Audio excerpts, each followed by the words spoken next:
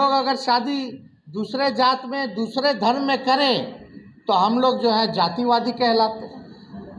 हम लोग सबके बराबरी की बात करें, सबका मान सम्मान हो, ऊंच नीच खत्म करने की बात करें तो हम लोग जो है जातिवादी कहलाते हैं। किस प्रकार से वर्ण व्यवस्था जो है भाजपा और आरएसएस के राज में पुरजोर तरीके से चाहते हैं लोग कि वर्ण व्यवस्था जो है स्थापित हो जाए। लोग शादी जो अपने जात में करते हैं कि नहीं करते, लेकिन फिर भी ये जातिवादी नहीं है। शादी करना है अपनी जात में, लेकिन अपनी जात की गिनती नहीं करानी है। क्यों भाई, किस बात का डर? और आप सब लोगों से यही अपील है कि आप सब लोगों को एकजुट होना पड़ेगा, नहीं तो ये लोग पुराना व्यवस्था वापस लाने का काम करें।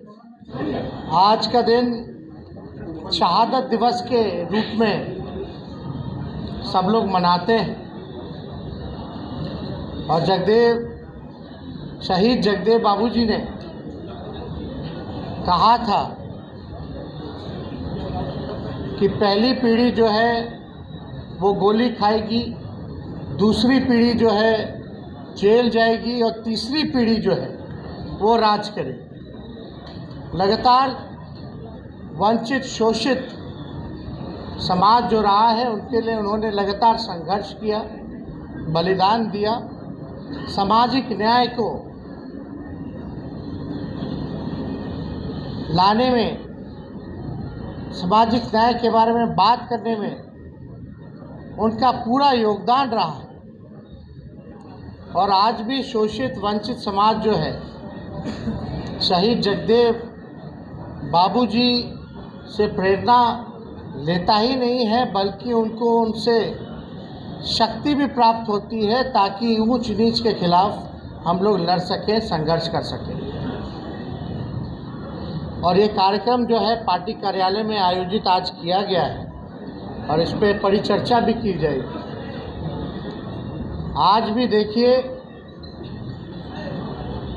किस प्रकार से वर्ण व्यवस्था जो है भाजपा और आरएसएस के राज में पुरजोर तरीके से चाहते हैं लोग कि वर्ण व्यवस्था जो है स्थापित हो जाए।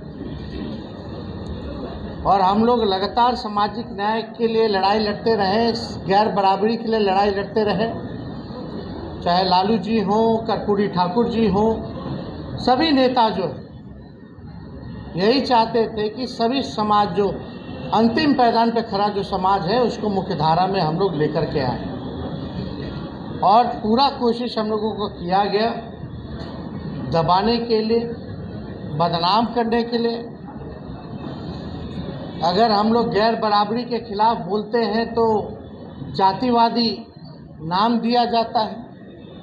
किन किन प्रकार से लोग जो है जलील क्या करते थे कर्पूरी ठाकुर जी को, क्या क्या भद्दे भद्दे नारे ये भाजपा के लोग लगाते थे उस टाइम, हम सब लोगों को पता है।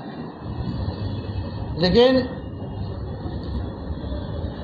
आप सब लोग यहाँ उपस्थित थे। सबसे बड़ी बात ये होनी चाहिए कि आखिर कौन लोग जो हैं शोषित परिवार के हैं, इसका पता कैसे चलेगा? कौन लोगों को जो है दबाया जाता है, कौन लोग जो है गरीबी रेखा के नीचे रहते हैं, कौन लोग झोपड़ी में रहते हैं, कौन लोग जो है कचरा साफ़ करने का काम करते हैं, नाला साफ़ करने का काम करते हैं, कौन लोग है जो रिक्शा चलाता है, मजदूरी करता है।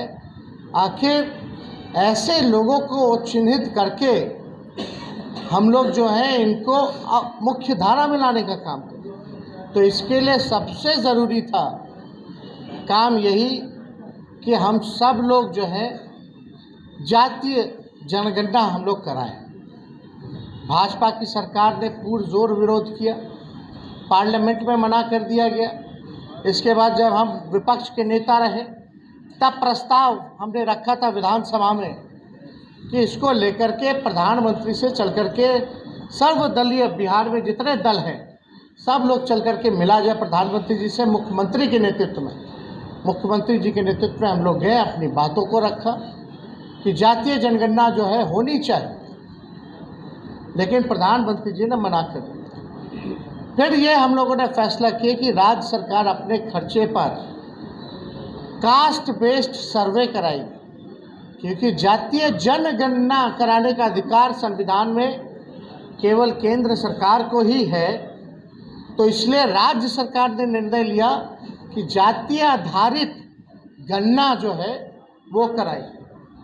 और हमें खुशी है इस बात की कि हमारी महागठबंधन की सरकार बनते ही इस काम में हम लोग लग गए और लगभग जो है जातीय गणना जो है वो पूर्ण कर लिया गया। तो जो रियल पिक्चर जो है, जो सही मायने जो है किसकी कितनी आबादी है,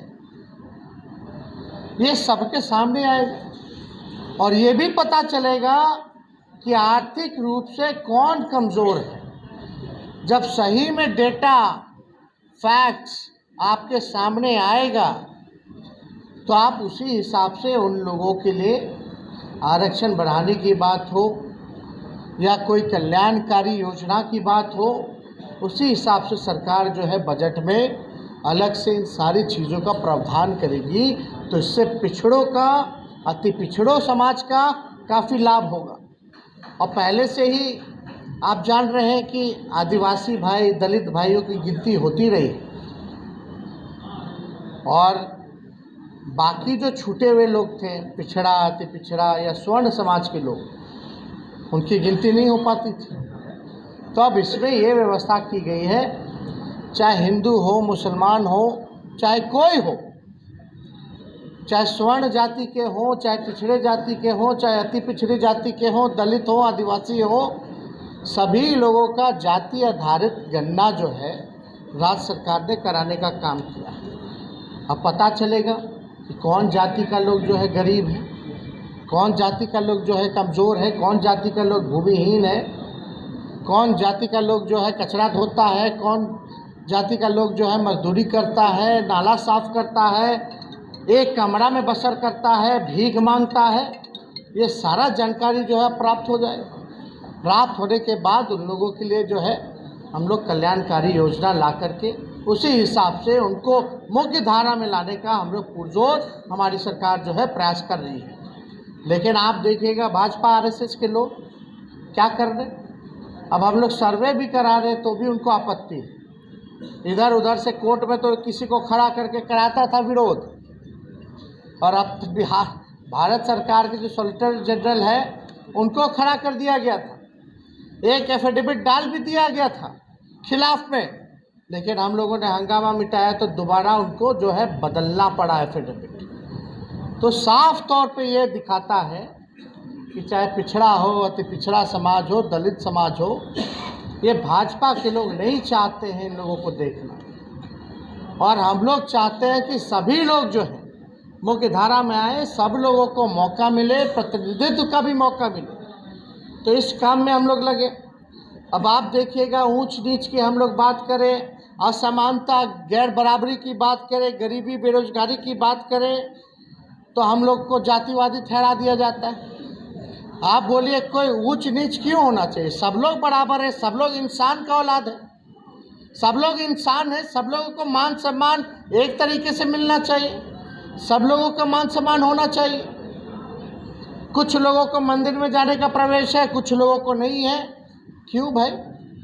पहले क्या स्थिति हुआ करती थी? कुआं का पानी नहीं पी सकते, खटिया पे नहीं बैठ सकते, नया कपड़ा नहीं पहन सकते। अभी भी आप चले जाइए कई राज्यों में जहां बीजेपी की सरकार है, शादी में दलित परिवार का लड़का अगर घोड़ी पे बैठता है तो मारा पीटी करके उसको भगा दिया जाता है। पुलिस के प्रोटेक्शन में आप देखिएगा, पुलिस बुलाना पड़ता है तब जा करके बारात निकाली जाती है। आज भी ऐसी व्यवस्था है। तो ये बीजेपी के लोग फिर से वापस हम लोगों को ढकेलना चाहते हैं। जो जगदेव बाबूजी ने जो शहादत दी, जो सीख दी, जो प्रेरणा दी, जो लड़ने की ताकत दी, उसको ये मिटा देना चाहते हैं। तो इसलिए हम सब लोग, चाहे पिछड़ा समाज हो, अक़लियत के लोग हों, अति पिछड़ा हो, दलित हो, आदिवासी भाई, सब लोगों को एकजुट होना पड़ेगा और इनके वर्ण व्यवस्था के खिलाफ हम सब लोगों को जो है लड़ने की ज़रूरत है। आप बताइए, ये लोग शादी जो अपने जात में करते हैं कि नहीं करते? लेकिन फिर भी ये जातिवादी नहीं है। शादी करना है अपनी जात में, लेकिन अपनी जात की गिनती नहीं करानी है। क्यों भाई, किस बात का डर? और हम लोग अगर शादी दूसरे जात में, दूसरे धर्म में करें तो हम लोग जो है जातिवादी कहलाते हैं।